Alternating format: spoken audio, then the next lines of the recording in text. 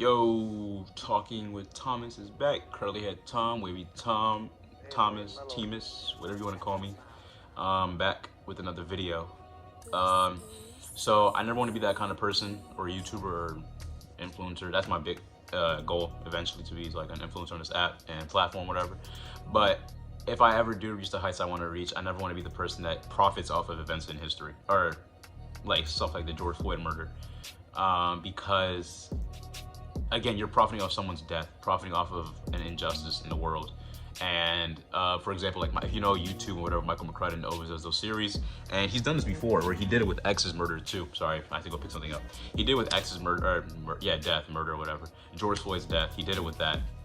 How he makes a video on them the day after they died, or like the week of they died, and they're gonna get all these views because the big thing in YouTube right now is they're searching his name, they're searching X's name, they're searching George Floyd's name in the YouTube algorithm, and it's gonna pop up as their videos gonna pop up in people's search browsers because everyone wants to know what happened with X, everyone wants to know what happened with George Floyd. So again, it's a little different because I'm not gonna title this, George Floyd or stuff like that. It might be like Black Lives Matter, it might be something like that.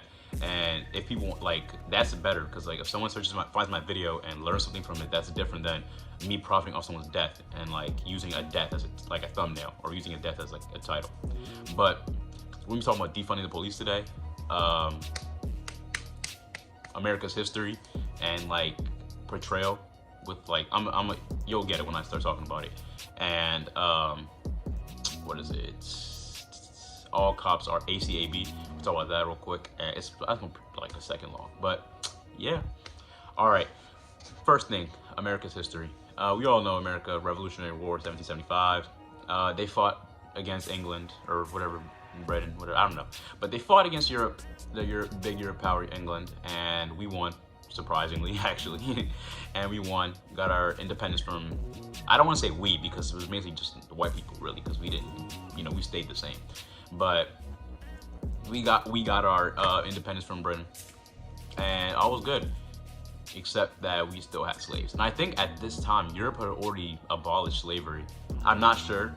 I'm pretty sure, but not sure. If I am, just tell me in the comments. But I'll probably Google it and do something with, like, put a little ad lib under here. Yeah, whatever. But so the one thing I want to talk about is like how portrayal, like the Boston Tea Party was a major protest, a riot.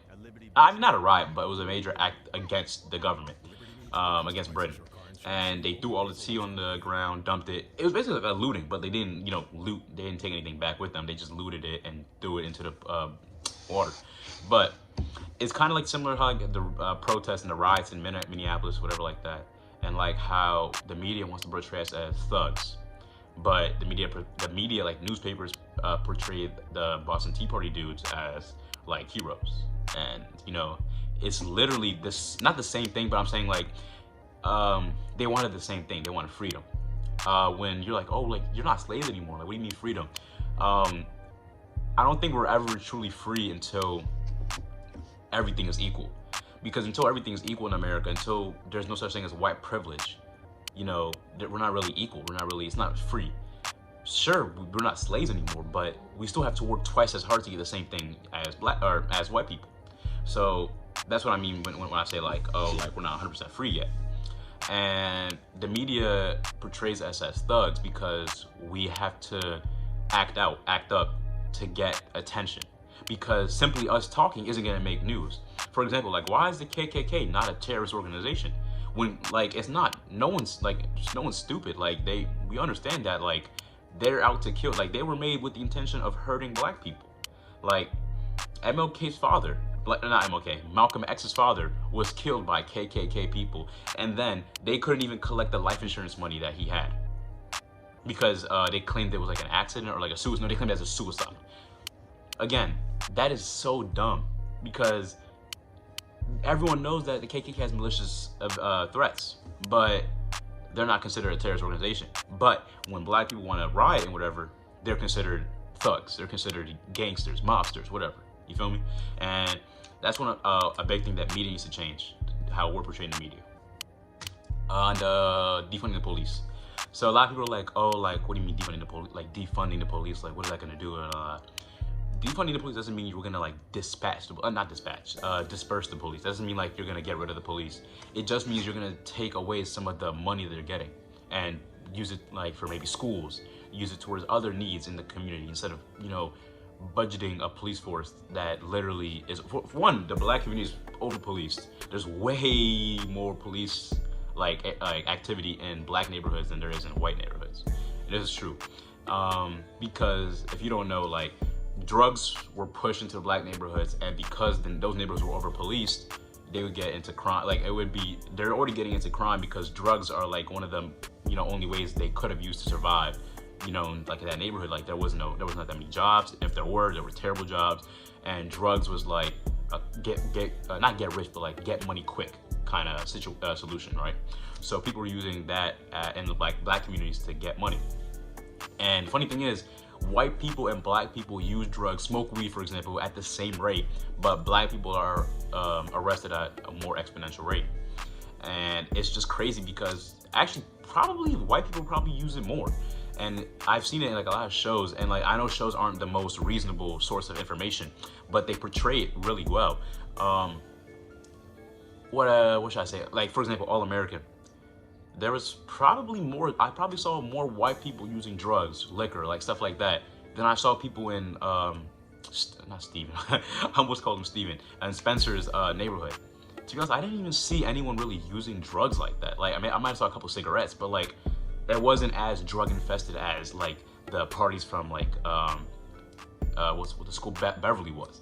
And that really was a good portrayal because the white neighborhoods probably have way more drugs, way more, you know, stuff like that. But because there's like 2 times less police in white neighborhoods than there are in black neighborhoods, they don't really get caught with it.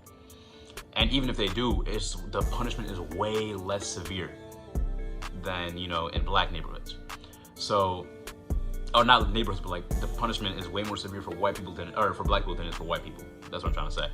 And again, going back to the defunding the police, they can use more money instead of, you know, taking it away from the police, limiting the police like that can be in a black neighborhood, or making it the equal as a white neighborhood, and maybe like using it for better schools. You know, like I've seen some pretty bad schools, more textbooks, desks, like what's it called, like, you know, making the school better, like, you know what I'm saying? And I think that's not a terrible idea. I don't think they should get rid of the police altogether because that's what Minneapolis did. And yes, there will, even after this is over, there will still be bad cops. You feel me? But I don't think getting rid of the police like Minneapolis did is the best situation because, you know, what are you gonna do when you need to call 911 and then Papa John's picks up the phone and you're gonna be left, you know, dead or whatever. But if they have a better solution to the police, just go ahead and implement it. But until then, I mean, the police is necessary, but I don't think, you know, I don't think they need as much money as they have right now. And then the last topic, all cops are bad. Not all cops are bad, but all cops are bad in the sense that even if you are a good cop, I think J. Cole said the best.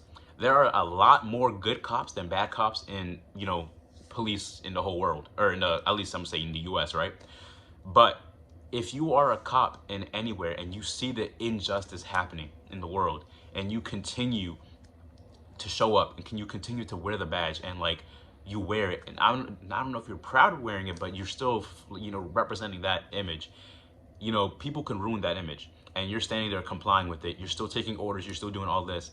That's what it means when all cops are bad, when you keep following orders by a bad organization, right? And I think Tupac said this. Tupac said, cops are the biggest gang in America. And that is so true because I don't know, I'm not gonna, again, do not quote me on this, but I'm pretty sure there are more cop-related violence or murders than there are gang-related murders in America. Don't quote me on this. But it seems like that, to be honest, because I mean there are a lot more gang murders that we don't hear about in the news, right? But it's just like I've been thinking about it. Like a lot of the stuff the cops do, like I've been hearing a lot of names I've never heard of before, and it's crazy. Like the Breonna Taylor thing, I didn't know about that until what's it called? My friend told me about it. I think the week I dropped me and Herb. I think Herb told me about it, and he told me like, do you know who Breonna? Like we started talking about it. It was like the day after we dropped the video. and he told me about her, and he showed me the Instagram thing. But like, I've never heard of her before then, and now she's blowing up on Instagram, or not she's blowing up, but like her case, her story blowing up, and that's crazy because I didn't know who she was. And like, again, there are probably way more men and women who have not had their stories like revealed. A lot more deaths that are probably kept under secret.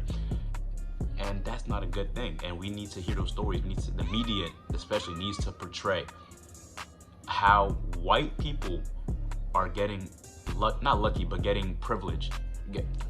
Getting words aren't coming to me right now, I don't know why, but they're getting off easily, especially the cops. And again, all cops are bad by the sense of that they're complying with the system, not because they're bad people in sense. They're probably more good people in the police force than there are bad, but like if you're complying with it, then you're bad, in a sense, right? That's what I would say. I hope you enjoyed that video. Wavy Tom on YouTube, Wavy Space Tom, Wavy Tom with 2 M's on Twitter, Tom Secure on Snapchat. I think that's it. Adios. Annoying, just like an itch. I am a cheat code, I am a glitch. Best one forever, Lilo and Stitch. Gargoyle King, calling me chick. Check out my man, straight from the south side. I'm the dark circle, might do a drive-by. Hold on 1 second, put you on standby.